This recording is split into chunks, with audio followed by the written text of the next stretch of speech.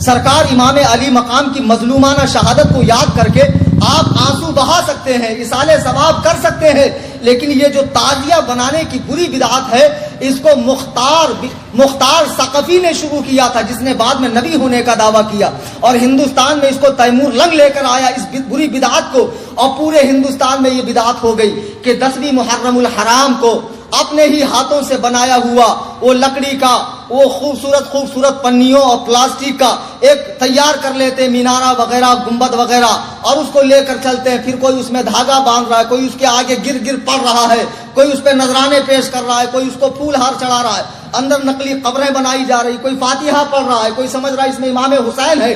یہ سب ناجائز و حرام اور سخت حرام ہے۔ اعلیٰ حضرت رضی اللہ تعالیٰ عنہ فرماتے ہیں کہ اتنا جیسے غیر جاندار کی تصویر کسی گارڈن کی یا آسمان زمین کی یا کسی مزار کی بنا سکتے ہیں، ایسے ہی امام حسین کے روزے کی نقل بنا کر گھر میں رکھ لو، یہ جائز ہے۔ لیکن یہ جو مروجہ تعزیہ داری ہے، جسے بنا کر گلی کوچوں میں گھمایا جاتا ہے، ڈھول تاشے بجائے جاتے ہیں، چڑھاوے چڑھائے جاتے ہیں، منتیں مانگی جاتی ہے، اسے بلاؤں کو ٹالنے والا سمجھا جاتا ہے، یہ سب بت پرستی سے مشابہ ہے۔ کیا یہی کام کفار نہیں کرتے؟ وہ اپنے ہی ہاتھ سے کریٹ کر کے 10 دن اس کی خوب خدمت کر کے 11ویں دن اسے لات مار کے گراتے ہیں جب وہ جاتا نہیں ہے پانی کے اندر۔ یہی حال تمہارا بھی تو ہے۔ تم نے کیا تماشا بنا کر رکھا ہے دین کا؟ ان تازیوں کا دین سے کیا لینا دینا ہے؟ پھر بھائی لوگ کہتے ہیں مولانا حضرت وارث پاک نے تعزیہ دیکھا ہے۔ بھیا کون سی کتاب میں لکھا ہے؟ لال کتاب میں لکھا ہے۔ کوئی لال کتاب میں لکھا ہو تو الگ بات ہے، اگر کوئی مستند کتاب میں ہے تو قیامت کے لیے اٹھا رکھا ہے، لا کر دکھا دو نا یار۔ میں بھی دولہا کھیلتا ہوں 10ویں محرم کو، پھر میرے بھی آنگ میں آئے گا۔ کیوں انتظار کر رہے ہو بھائی؟ وارث پاک کو بدنام مت کرو۔ اور بالفرض اگر وارث پاک نے دیکھا بالفرض، تو وارث پاک نہ قرآن ہے، نہ حدیث ہے، نہ اجماع ہے، نہ قیاس شرعی۔ کسی کے ذاتی عمل کو دین میں حجت نہیں بنایا جا سکتا ہے۔ دین میں حجت بنے گا قرآن، حدیث، اجماع، قیاس۔ کسی کا ذاتی عمل دین میں حجت نہیں بن سکتا ہے۔ مولانا حشمت علی خان صاحب کو کوئی پرابلم تھی، انہوں نے اوجڑی کھانا شروع کیا ڈاکٹر کے مشورے سے، اس کا حل اوجڑی سے ہی تھا۔ بعد کے مریدوں نے اوجڑی کو سنت سمجھ لی۔ ارے بھائی انہوں نے کوئی پرابلم سے کھایا، سنت تھوڑی ہے اوجڑی کھانا، تو مکروہ تحریمی۔ لیکن کیا سمجھایا جائے؟ تعزیہ داری ایک بری رسم ہے، اتنی بری رسم، اتنی قبیح رسم جو امام حسین کے مقصد پہ پانی پھیرتی ہے، امام حسین کے مقصد پہ، ان کی قربانی پر پانی پھیرتی ہے۔ مجھے بتاؤ تو سیدہ کے لال نے 3 دن تک بھوکے پیاسے رہ کر اپنا پورا گھر بار کیوں لٹایا؟ اس لیے لٹایا کہ رسول اللہ کا دین ہرا بھرا رہے، قیامت تک رہے، لوگ فاسق و فاجر کی اطاعت سے بچے، لوگ دین میں بدعات و خرافات ایجاد کرنے سے بچے۔ آج وہابی دیوبندی کہتے ہیں سارے بدعاتی بریلوی ہے، بریلوی علماء بدعات کا رد نہیں کرتے، ان کے حلوے بند ہو جائیں گے، ان کے مانڈے بند ہو جائیں گے، ان کے ملیدے بند ہو جائیں گے۔ تم نے میری تقریر سنی ہے اور میں کتنا پکا بریلوی ہوں تمہیں معلوم ہے۔ میں اعلیٰ حضرت کی فکر کو عام کرتا ہوں، میں اعلیٰ حضرت کی تعلیمات کو عام کرتا ہوں۔ دیوبندیوں اعلیٰ حضرت کی کتابیں پڑھو، اعلیٰ حضرت نے جتنا بدعاتوں کا رد کیا ہے اتنا تمہارے مولویوں نے بھی نہیں کیا ہوگا۔ اعلیٰ حضرت نے اتنا رد کیا۔ اعلیٰ حضرت سے پہلے حضرت شاہ عبدالعزیز محدث دہلوی رضی اللہ تعالیٰ عنہ فتاوی عزیزیہ جلد 1 صفحہ 75 پہ لکھتے ہیں، فرماتے ہیں تعزیہ داری کرنے والے گمراہ ہیں، بد مذہبوں کا کام۔ کون فرما رہے؟ شاہ عبدالعزیز۔ اور یہ ایسے عالم ہیں جن پہ سب متفق ہیں، کسی کا کوئی اختلاف نہیں۔ ناگپور کے چند مفتیوں کا ہو جائے، نابالغ مفتیوں کا تو الگ بات ہے۔ پھر اس کے بعد اعلیٰ حضرت امام احمد رضا خان فاضل بریلوی رضی اللہ تعالی عنہ، جو حامی سنت اور ماہی بدعات ہے، بدعات کو جڑ سے اکھاڑ کر پھینکنے والے اور سنتوں کو زندہ کرنے والے۔ ارے مجدد ہوتا ہی وہ ہے جو سنت کو زندہ کرے، بدعات کو اکھاڑ کر پھینکے۔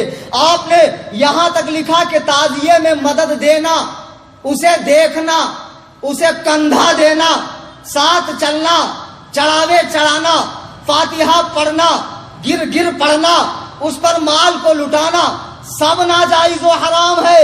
تعزیے کی رکھی ہوئی مٹھائی کو کھانا منع ہے۔ اگرچہ حرام و شرک نہیں ہے لیکن منع ہے، اس لیے کہ جاہلوں کی نظر میں وہ تعظیم والی چیز ہے، تو جاہل کہیں تعظیم کی چیز نہ سمجھے، اس لیے اس مٹھائی کو بھی نہ کھایا جائے۔ یہ اعلیٰ حضرت امام احمد رضا کا فتویٰ ہے، لیکن ہمارے پیارے بھائی، ہمارے سنی بھائی، ہمارے کم علم بھائی جو تعزیہ کرتے ہیں وہ سمجھتے ہیں ہر چیز میں اعلیٰ حضرت ہی سختی کر رہے ہیں۔ بھیا ایسا نہیں ہے، تعزیے پہ فتویٰ صرف اعلیٰ حضرت کا نہیں ہے۔ ناگپور شہر کے بہت بڑے عالم حضور فقیہ اعظم ہند مفتی عبدالرشید فتح پوری رحمۃ اللہ، کون؟ ناگپور شہر کے ہی ہے نا، ان کا فتویٰ بھی ہے کہ تعزیے کا سامان مسجد میں رکھنا حرام، مسجد میں بھی رکھنا حرام، اتنی بری چیز ہے تعزیہ۔ ان کا ہی نہیں، مراد آباد، ہگلی، کرناٹک، بہار، یہاں تک کہ جملہ علماء اشرفیہ، علماء پاکستان، بمبئی، علماء منظر اسلام، یہ سارے فتاوے ہمارے پاس موجود ہیں۔ اب کوئی کہہ رہے ہیں کہ بھیا فلاں نے حضرت نے جائز فرمایا ہے، مدنی میاں صاحب نے، ان کے بھائی نے۔ آپ کو پتا ہے مدنی میاں کے پیر و مرشد کون ہیں؟ حضور سرکار کلاں سید مختار اشرف صاحب رحمۃ اللہ علیہ، بڑی عظیم شخصیت۔ ان کا فتویٰ معلوم ہے آپ کو کیا ہے؟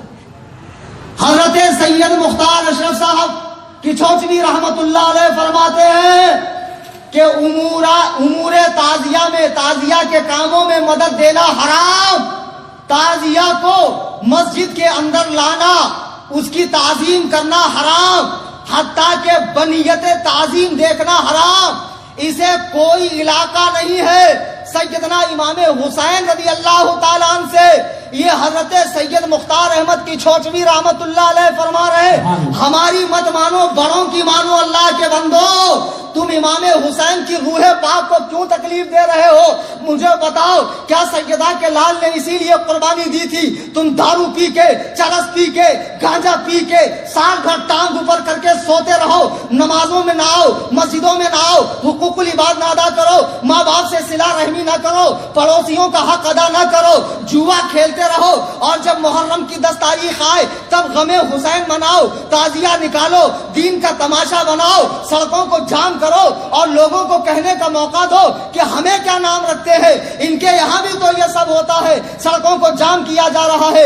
اللہ کے بندو، خدا کی قسم، تعزیے میں مدد دینا بہت برا کام ہے، روح حسین کو تکلیف ہوگی۔ آپ کو معلوم نہیں، سر امام پاک کو تنے مبارک سے جدا کرنے کے بعد تلوار کی نوک پہ رکھ کر یزیدیوں نے کربلا کے میدان میں ڈھول بجائے تھے، یزیدیوں نے امام حسین کی قربانی کا مذاق اڑایا تھا، شراب پیا تھا، ناچے تھے، گائے تھے، اور پورے رقص و سرور کے ساتھ عبید اللہ ابن زیاد کے پاس کوفہ میں پہنچے تھے۔ بتاؤ 10ویں محرم کو یہ کام کس نے کیا تھا؟ حسینیوں نے کیا تھا کہ یزیدیوں نے؟ آپ کہتے ہو غم مناتے ہو، یہ کیسا غم منانا ہے؟ کسی کی شہادت پہ ڈھول بجانا یہ غم منانا ہے؟ تمہارا باپ مر جائے، تمہاری ماں مر جائے، تیرا بیٹا مر جائے، پھر بلا، ہجڑوں کو بلوا کے نچوا، ناچنے والیوں کو بلوا، ڈھول بجا اور بڑے دھوم دھام سے اپنے گھر والے کی میت نکال، پھر میں تجھے مانوں گا کہ واقعی غم ایسے منایا جاتا ہے۔ کہیں گے مولانا نہیں نہیں، ایسے غم نہیں منایا جاتا ہے، پھر رسول کریم کے نواسے کا غم ایسے کیوں مناتے ہو؟ امام حسین کی قربانی کا مطلب یہ ہے کہ ان کے بتائے ہوئے طریقے پہ عمل کرو۔ امام حسین کی قربانی کا مطلب یہ نہیں ہے یہ سواری نکال کے، علم نکال کے، پنجے نکال کے، دلدل نکال کے، یہ تعزیے نکال کے، یہ حال آنا، یہ وجد آنا، یہ قوالی آنا، یہ پنجے، یہ سب کیا ہے؟ یہ سب بدعات کی چیزیں ہیں، انہیں مٹا دو، ملیا میٹ کر دو، ان کا دین سے کوئی تعلق نہیں۔ یہ امام حسین کی قربانی سے ہرگز اس کا کوئی لینا دینا نہیں ہے۔